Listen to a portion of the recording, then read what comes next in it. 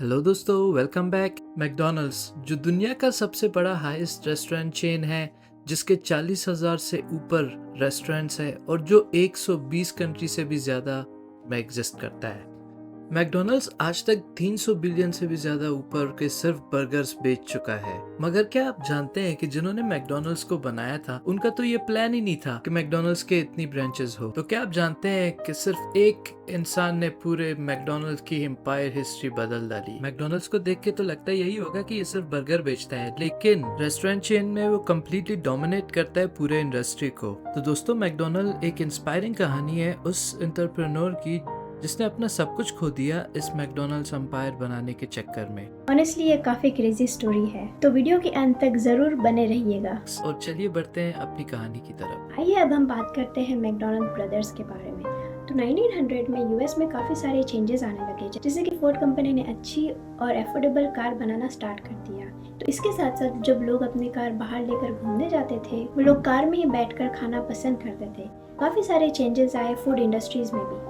तो दो भाई मरीज मैकडॉनल्ड्स एंड रिचर्ड मैकडॉनल्ड्स, दोनों का एक पहले सपना था मूवी इंडस्ट्रीज में जाने का। पहले जॉब किया मूवी प्रोडक्शंस में, धीरे धीरे पैसे जमा करने लगे, सोच के कि एक दिन वो लोग मूवी थिएटर खरीदेंगे। कुछ सालों बाद वो लोग ने इतने पैसे जमा कर लिए थे कि वो एक छोटा सा मूवी थिएटर खरीद सके, और वो लोग ने उस चीज में इन्वेस्टमेंट कर दिया। यूएस में ग्रेट डिप्रेशन आने की वजह से काफी लोगों का लॉस हुआ था। तो देखा जाए तो वो छोटे से थिएटर के बिजनेस में 5 साल में ये दोनों भाइयों ने कुछ प्रॉफिट नहीं बनाया। सोचा कि ये बिजनेस वो लोग के लिए नहीं है, दूसरे बिजनेस के बारे में रिसर्च करने लगे। तो मैकडॉनल्ड्स ब्रदर जहाँ भी देखते थे उनको रेस्टोरेंट ही दिखाई देता था। उनको लगा कि रेस्टोरेंट में काफी पोटेंशियल है, और मैकडॉनल्ड्स ब्रदर ये डिसाइड करते हैं कि वो एक रेस्टोरेंट खोलेंगे, जो उन्होंने पहला नाम रखा मैकडॉनल्ड्स बारबेक्यू। अब क्योंकि ये लोग थिएटर से आए थे सीधा रेस्टोरेंट चेन में, तो इनको डेफिनेटली कुछ चैलेंजेस फेस करना पड़ा, जैसे ग्रिल कैसे यूज करना है, ऑर्डर कैसे लेना है, और स्टाफ मेंबर्स को कैसे मैनेज करना है। तो 2 साल मेहनत के बाद इन्होंने इतने पैसे बना लिए कि अब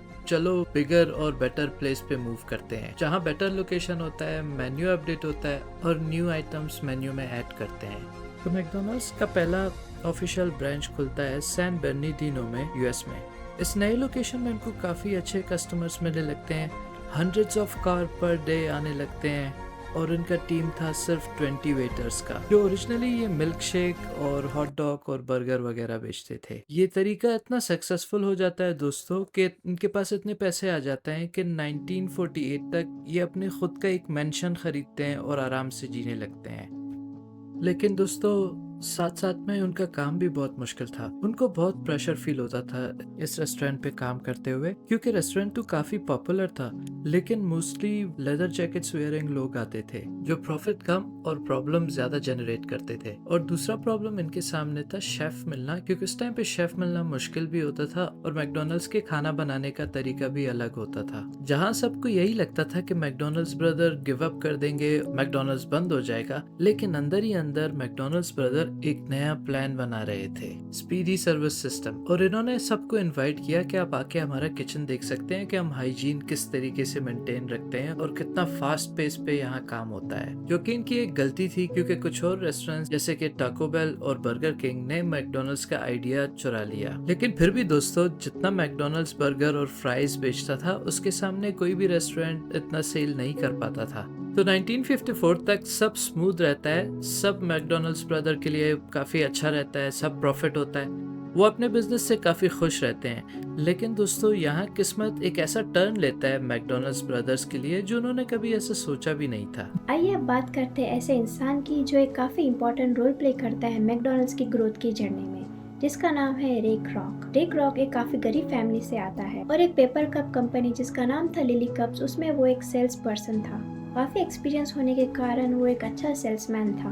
मगर अक्टूबर 1929 में जब यूएस में ग्रेट डिप्रेशन आया, तब वो उसने अपना जॉब खो दिया।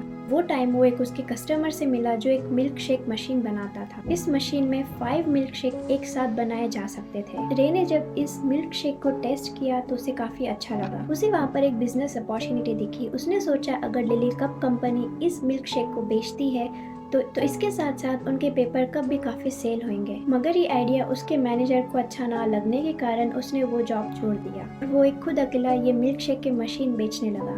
देखते ही देखते उसने thousands of milkshake machine sell कर दिए। जब यूएस वर्ल्ड वॉर 2 में इन्वॉल्व हुआ तब यूएस की सारी फैक्ट्रीज एम्यूनेशन और वेपन्स बनाने लग गए, जिसकी वजह से मल्टी मिक्सर्स की प्रोडक्शन काफी कम हो गई, जो ये रे के लिए बहुत नाइटमेयर था, क्योंकि अब वो एक सेल्समैन तो था लेकिन बिना किसी प्रोडक्ट के। फाइनली 1945 में जब वॉर खत्म होने लगता है तब यूएस की इकोनॉमी वापस ग्रो करने लगती है। तब यूएस में काफी सारे बच्चे भी जन्म लेते हैं, जिसका मतलब है ज्यादा आइसक्रीम कंजम्पशन, जो कि वापस उस मिल्क शेक मशीन को लूप में लाता है।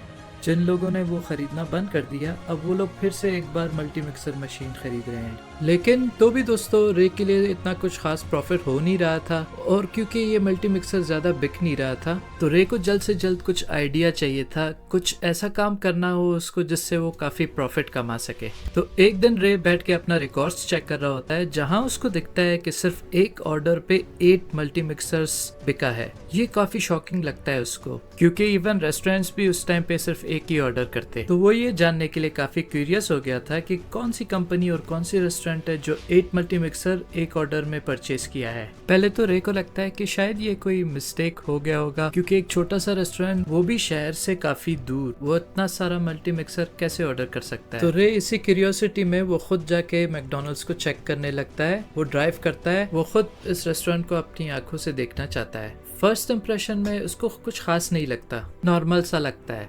लेकिन धीरे धीरे जब उसने नोटिस किया कि कितना सारा रश है इस रेस्टोरेंट पे, जहाँ एक टाइम पे 150 लोग के आसपास ऑर्डर देने आते हैं, तो रे एक ऑर्डर प्लेस करता है जहां उसको कुछ ही सेकंड्स में उसको मील मिल जाता है, जो बहुत साफ, डिलिशियस और फैमिली एनवायरनमेंट होता है। ये उस टाइम में 15 सेंट्स प्राइस होता था इस मैकडोनल्ड के मील का। ये काफी नया सिस्टम था, और ये सब देके उसको कुछ ही सेकंड्स में उसको मील मिल जाता है, काफी इम्प्रेसिव था उसके लिए। तो रे रिक्वेस्ट करता है कि उसको भी किचन देखना है मैकडोनल्ड्स का। तो जो मैकडोनल्ड्स ब्रदर की पॉलिसी है, उन्होंने रे को भी अपना किचन और सब सिस्टम दिखाया, जो रे काफी इम्प्रेस हुआ। रे समझने लग गया था कि क्यों मैकडोनल्ड्स ब्रदर ने 8 मल्टी मिक्सर्स ऑर्डर किए। मैकडोनल्ड्स ब्रदर इसी बीच रे से ये भी शेयर करते हैं कि वो एक फ्रेंचाइजिंग एजेंट को ढूंढ रहे हैं जो मैकडोनल्ड्स की फ्रेंचाइजी का कॉन्ट्रैक्ट ले सके, क्योंकि मैकडोनल्ड्स ब्रदर को खुद इंटरेस्ट नहीं था किसी दूसरे रेस्टोरेंट में इन्वॉल्व होने का। ये सुनते ही रे को आइडिया लगता है, जितने सारे मैकडोनल्ड्स के रेस्टोरेंट ओपन होंगे उतने सारे ज्यादा मेरे मल्टी मिक्सर मशीन्स बिकेंगे। रे इसी बारे में सोचता रहता है, दिन रात उसको नींद नहीं आती। तो अगले दिन वो फोन उठाता है और मैकडोनल्ड्स ब्रदर को कॉल लगाता है और उनसे पूछता है कि क्या उनको अब तक कोई फ्रेंचाइजिंग एजेंट मिला या नहीं। लकीली मैकडोनल्ड्स ब्रदर को अभी तक कोई नहीं मिला होता है, तो रे उनको एक ऑफर देता है कि क्या मैं आपका फ्रेंचाइजी एजेंट बन सकता हूँ। जब 1955 में रे ने मैकडॉनल्ड्स की फ्रेंचाइजी का बिजनेस खोला, तब वो 52 इयर्स का था।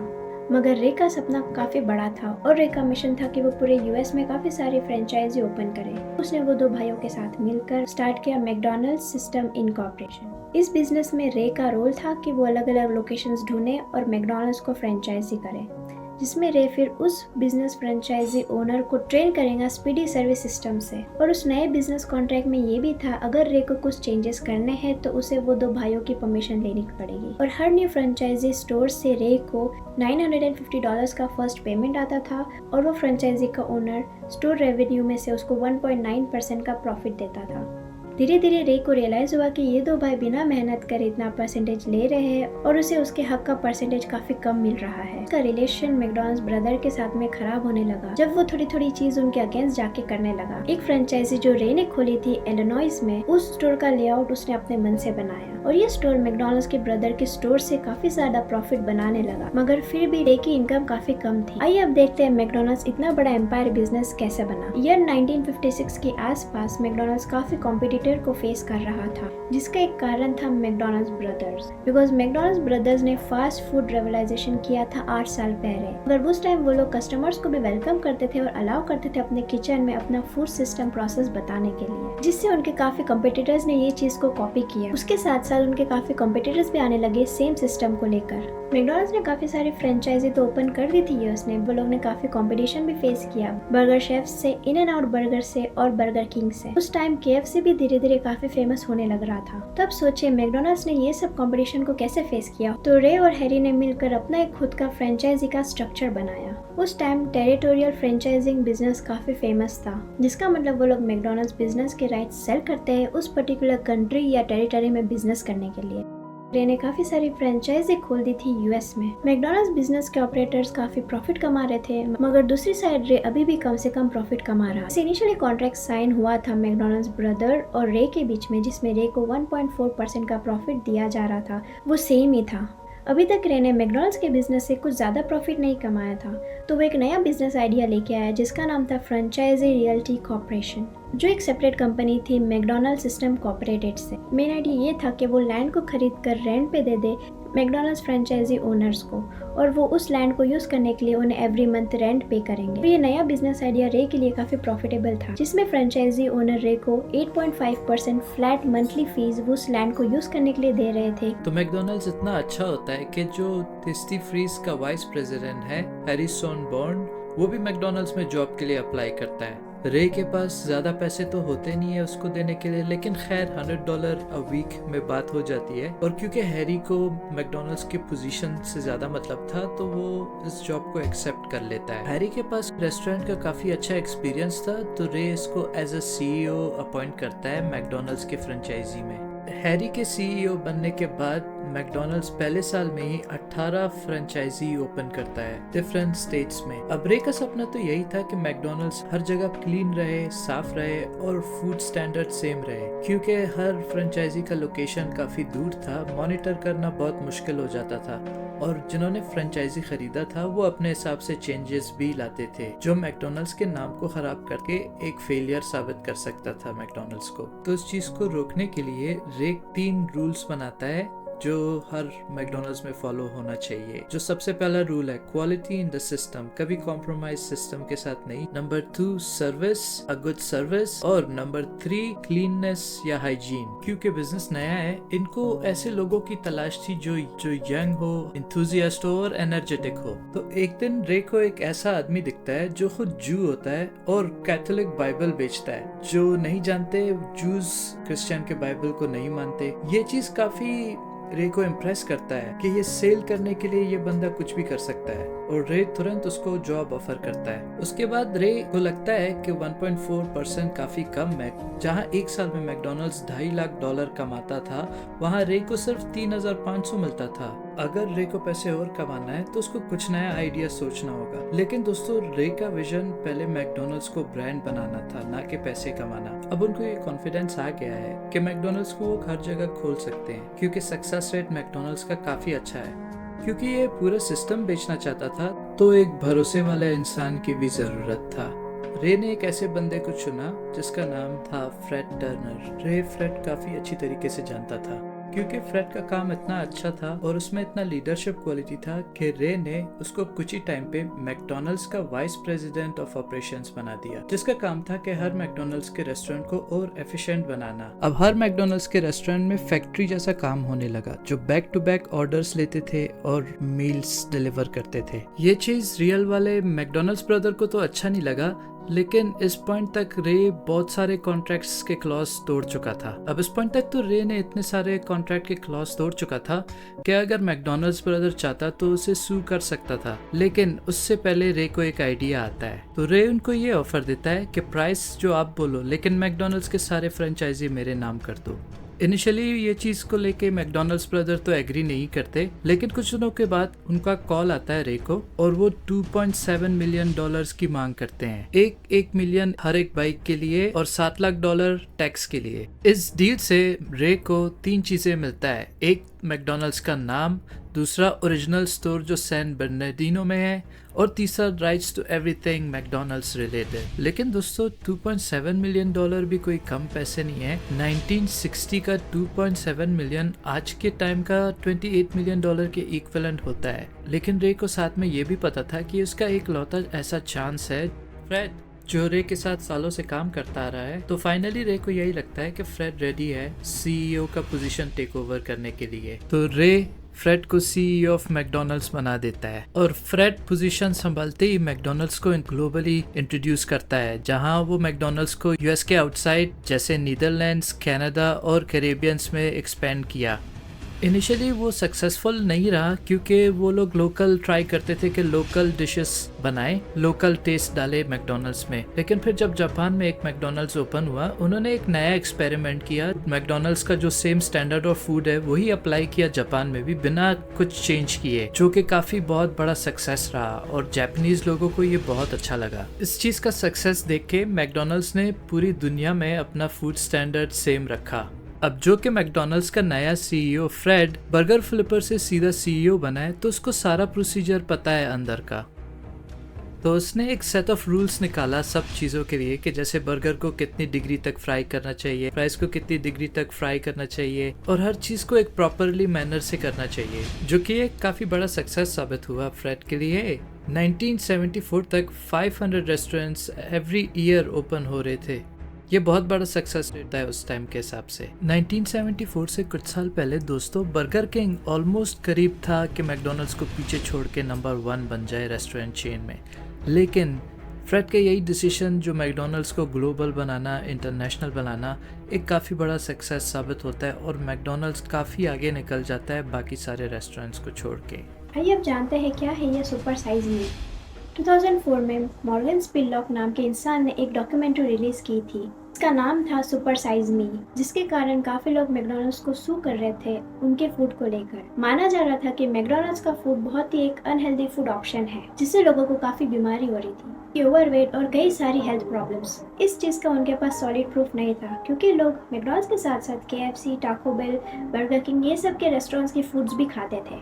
जब मॉर्गन ने रिसर्च करना स्टार्ट किया तो उसने अपने आप को चैलेंज किया कि वो ब्रेकफास्ट, लंच, डिनर में मैकडोनल्ड्स का फूड खाएगा और देखेगा कि वो कितना अनहेल्दी है उसकी बॉडी के लिए। हर एक मील सुपर साइज ऑर्डर करता था। उसे पता था कि ये सब उसके लिए अनहेल्दी है, बट उसने अपने आप को चैलेंज किया। अभी काफी सारे लोग को नॉलेज है कि fast food sugar, preservatives, saturated fat contain करता है, जो कि उनके बॉडी के लिए बहुत ही हार्मफुल है। मॉर्गन के 1 महीने के एक्सपेरिमेंट बाद उसने 27 kg वेट गेन किया। उसका काफी सारा कोलेस्ट्रॉल बढ़ा, उससे काफी सारे सीरियस हार्ट कॉम्प्लिकेशंस भी हुए। जब इसके बारे में लोगों को पता चला तो मैकडोनल्ड्स की इमेज पहले जैसी नहीं रही। जब डॉक्यूमेंट्री रिलीज हुई उसके 6 हफ्ते बाद मैकडोनल्ड्स ने उसके मेन्यू में से सुपर साइज ऑप्शन निकाल दिया। उसने अपने मेन्यू में सैलेड जैसे हेल्दी ऑप्शंस भी ऐड किए। सुपर साइज मी डॉक्यूमेंट्री ने मैकडोनल्ड्स को एक जंक फूड के ऑप्शन में डाल दिया। और देखा जाए तो 1968 में मैकडोनल्ड्स 228 रेस्टोरेंट ओन करता था। उस वक्त लोगों को ओबेसिटी रेट था 13%। अभी देखा जाए तो ओबेसिटी रेट 40% से भी ज्यादा है। कंपेयर किया जाए 1968 ईयर से तो वो 3 गुना बढ़ चुका है। मैकडोनल्ड्स के साथ साथ काफी फास्ट फूड रेस्टोरेंट भी इस चीज के हकदार है। मैकडोनल्ड्स पे ज्यादा एक्शन नहीं लिया गया क्योंकि कंज्यूमर चूज कर सकता है उसे क्या खाना है। कोई डाउट नहीं है, मैकडोनल्ड्स एक largest fast food chain in the world है, जो एक फास्ट फूड रेस्टोरेंट डोमिनेट करता है। मगर ये फास्ट फूड की इमेज ने मैकडोनल्ड्स को आगे बढ़ने से नहीं रोका। मैकडोनल्ड्स का मार्केट कैप ओवर 200 बिलियन से भी ज्यादा है। भले ही 2 भाइयों ने मिलकर मैकडोनल्ड्स स्टार्ट की थी, बट उसे वर्ल्ड का इतना बड़ा बनाने वाला रे क्रॉक ही था। हम लोग होप करते हैं आप लोग को मैकडोनल्ड्स की स्टोरी काफी इंटरेस्टिंग लगी होगी। इस तरह की और वीडियोस के लिए लाइक और सब्सक्राइब करना मत भूलिएगा।